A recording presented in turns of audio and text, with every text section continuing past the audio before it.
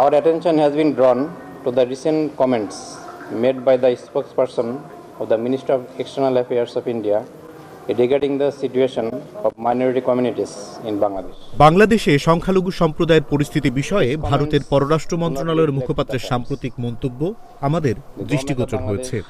তার মন্তব্য বাস্তবতার প্রতিফলন নয়। বাংলাদেশ সরকারের দীর্ঘদিনের সাম্প্রদায়িক সম্প্রীতির ঐতিহ্যকে ভুলভাবে উপস্থাপন করে এমন যে কোনো অসত্য, অতিরঞ্জিত বা উদ্দেশ্যপ্রণোদিত বর্ণনা বাংলাদেশ সরকার দৃঢ়ভাবে প্রত্যাখ্যান করে।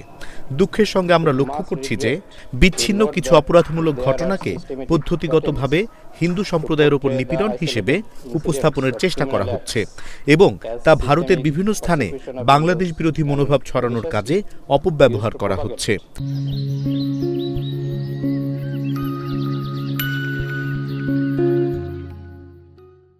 বাংলাদেশ সেন্টিমেন্টস।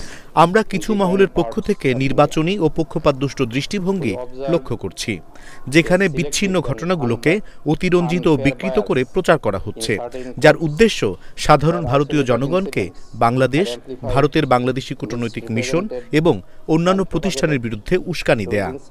ভারতের পররাষ্ট্র মন্ত্রণালয়ের মুখপাত্র যে ব্যক্তির কথা উল্লেখ করেছেন, তিনি একজন তালিকাভুক্ত অপরাধী ছিলেন। তার দুর্ভাগ্যজনক মৃত্যু ঘটে যখন তিনি তার এক মুসলিম সহযোগীর সঙ্গে চাঁদাবাজিতে লিপ্ত ছিলেন। ওই সহযোগীকে পরবর্তীকালে গ্রেপ্তার করা হয়েছে।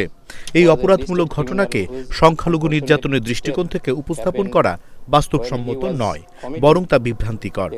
বাংলাদেশ ভারতের বিভিন্ন মহলকে বিভ্রান্তিকর বর্ণনা ছড়ানো থেকে বিরত থাকার আহ্বান জানাচ্ছে, যা সুপ্রতিবেশী সম্পর্ক ও পারস্পরিক আস্থার চেতনাকে ক্ষুণ্ণ করে।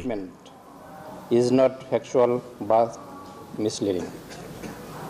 Bangladesh calls upon different quarters in India to refrain from spreading misleading narratives that undermines the spirit of good neighborly relations and mutual trust.